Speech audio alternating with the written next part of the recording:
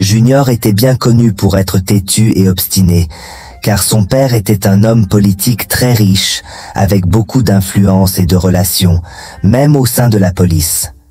Tout le monde l'avait averti de ne pas uriner sur la pierre étrange située au bord de la route. Mais Junior, qui prétendait être athée et ne croyait pas aux phénomènes surnaturels, était convaincu que la richesse de son père pouvait le protéger de tout. L'université qu'il fréquentait avait organisé une excursion vers Akak, un village réputé situé dans la partie est du pays. Junior aurait pu prendre un vol, mais le professeur insista pour que chaque étudiant monte dans le bus mis à disposition, car les questions de leur examen final seraient tirées de tout ce qu'ils vivraient en chemin vers le village et la grotte. Le voyage depuis leur point de départ devait prendre 2 jours. Alors, ils partirent le plus tôt possible. Junior et son meilleur ami Armel s'assirent ensemble dans le bus, discutant et plaisantant au début du voyage. Cependant, à midi du 2e jour, le conducteur s'arrêta au bord de la route, près du village qu'ils allaient rejoindre, pour que les étudiants puissent se dégourdir les jambes et se soulager. Tout le monde descendit du bus. Certains utilisèrent les toilettes publiques mises à disposition, tandis que d'autres entrèrent dans un restaurant voisin pour manger. Mais Junior était trop fier. Il trouvait que les toilettes publiques n'étaient pas à son goût. Alors, il s'éloigna de quelques mètres du bus, dans une forêt voisine, pour se soulager. D'autres garçons le suivirent. Alors qu'il s'apprêtait à uriner dans la forêt, un vieil homme apparut comme par magie. C'est une forêt sacrée, le lieu de repos des Aboto, le guérisseur traditionnel le plus maléfique et vicieux de ce village. Sauvez vos vies et partez d'ici immédiatement, cria l'homme, d'un ton qui ressemblait à un avertissement. Les autres garçons s'enfuirent rapidement de la forêt, suivis par Armel et Junior. Mais lorsqu'ils revinrent au bus, Junior commença à rire aux éclats. « Ne me dites pas que vous croyez cet homme. Il est probablement dans son champ et ne veut pas que vous uriniez ici, dit-il. » Cependant, les autres garçons n'étaient pas convaincus et racontèrent à Junior de nombreuses histoires sur la dangerosité de cette région. Mais Junior ne les croyait pas. Au contraire, il leur annonça qu'il retournerait dans cette forêt pour uriner et que rien ne lui arriverait. Les autres garçons se moquèrent de lui et l'encouragèrent à essayer. Armel tenta d'avertir Junior que ses actions pourraient avoir des conséquences, mais Junior lui répondit « Je vais vous prouver qu'il n'existe ni paradis ni enfer, ni Dieu ni Satan. Vous devriez parier là-dessus. Je vais aller dans cette forêt pour uriner et rien ne m'arrivera. » Les autres garçons avancèrent de l'argent en le défiant. « Si tu peux uriner dans cette forêt et rester le même après 3 mois, alors tu pourras garder notre argent, » dit l'un d'eux. Junior éclata de rire, prit leur argent et entra dans la forêt pour uriner. Ils tentèrent de l'arrêter, mais il repoussa Armel et s'enfonça dans les bois. Il regarda autour de lui et vit une pierre étrange avec des inscriptions gravées dessus. Il s'en approcha et urina sur la pierre. Une fois qu'il eut terminé, il retourna au bus avec un large sourire malicieux sur le visage. « Je vous l'avais dit, il ne m'arrivera rien. Ne vous laissez pas piéger par toutes ces superstitions, » leur dit Junior. L'un des garçons lui promit qu'il ne survivrait pas 3 mois. Mais Junior se moqua de ses paroles. « Même votre soi-disant Dieu au paradis ne peut rien contre moi, puisqu'il n'existe pas, » répliqua-t-il en riant de nouveau. Ils montèrent tous dans le bus et reprirent leur voyage. Alors que le bus roulait sur la route, Junior s'endormit profondément et fit un rêve très effrayant. Dans ce rêve, il faisait très tard, et Junior se retrouvait dans la même forêt, où le vieil homme lui avait conseillé de ne pas uriner. Il faisait très sombre, et il ne voyait rien. Soudain, il ressentit une forte envie d'uriner, une pression qu'il ne pouvait pas contrôler. Junior défit rapidement sa braguette et commença à uriner. Pendant qu'il urinait, de nombreux enfants apparurent soudainement dans la forêt, comme par magie, pointant du doigt et se moquant de lui. Junior ne comprenait pas ce qui se passait et ne pouvait pas s'arrêter d'uriner, même sous leurs regards moqueurs. Soudain, il se réveilla et découvrit que tous les étudiants du bus étaient devant lui. Apparemment, Junior s'était uriné dessus pendant son sommeil, et l'odeur était si forte que tout le monde l'avait remarqué. Junior était profondément honteux et très embarrassé. Tous les étudiants commencèrent à rire de lui, tout comme les enfants dans son rêve. Lorsqu'ils arrivèrent enfin au village d'Akak, il faisait déjà nuit.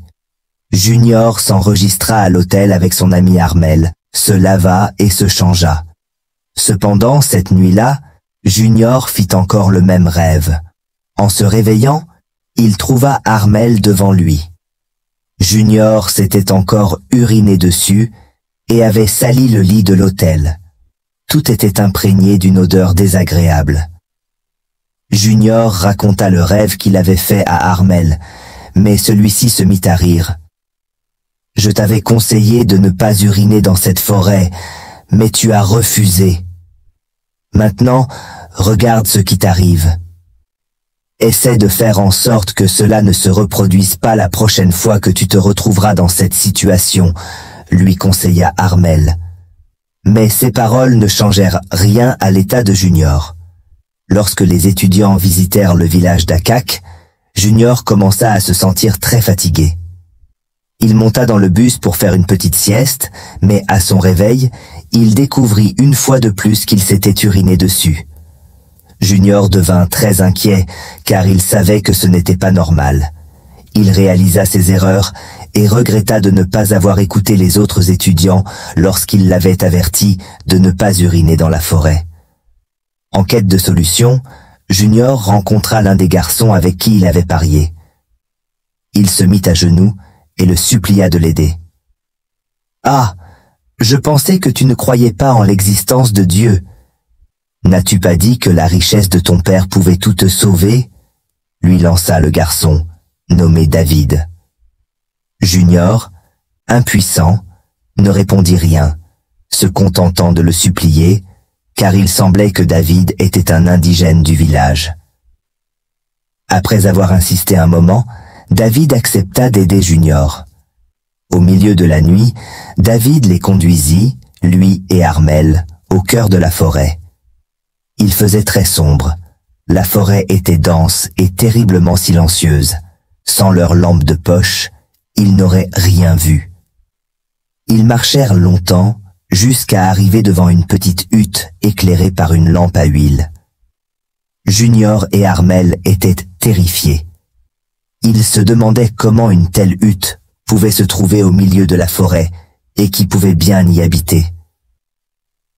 Leur inquiétude grandissait également envers David, ne comprenant pas comment il connaissait cet endroit. Arrivés devant la hutte, David leur demanda d'entrer, mais ils étaient effrayés. Ils réalisèrent cependant qu'ils n'avaient pas le choix. Junior fit le premier pas, mais alors qu'il s'apprêtait à entrer, une voix grave et puissante cria « Enlève tes chaussures avant que les dieux ne te foudroient !» Junior retira immédiatement ses chaussures, et Armel fit de même. Ils se penchèrent et entrèrent dans la hutte sombre, éclairée seulement par une bougie. À l'intérieur, ils virent un vieil homme qui semblait aveugle, ses yeux étant couverts d'un tissu rouge. L'homme leur demanda de s'asseoir sur un tapis au sol. « S'il vous plaît, monsieur, nous avons besoin de votre aide », dit Junior d'une voix tremblante. « Et toi, Armel ?» répondit l'homme d'une voix grave en pointant à Armel. « Non, il est juste mon ami. Je l'ai seulement accompagné pour trouver une solution. répondit Armel, choqué que l'homme connaisse son nom.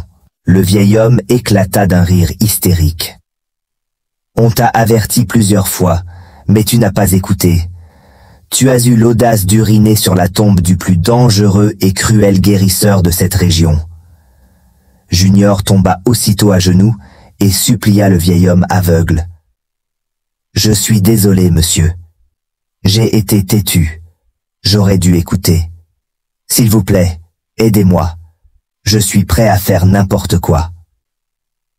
Armel s'agenouilla à ses côtés et supplia aussi pour lui. Le vieil homme leur demanda de s'asseoir, fit des incantations étranges et secoua la tête avec déception. Il les regarda de nouveau et dit « L'esprit de cet homme est très en colère contre toi. Tu as eu de la chance de venir me voir maintenant, sinon tu serais mort dans 3 jours.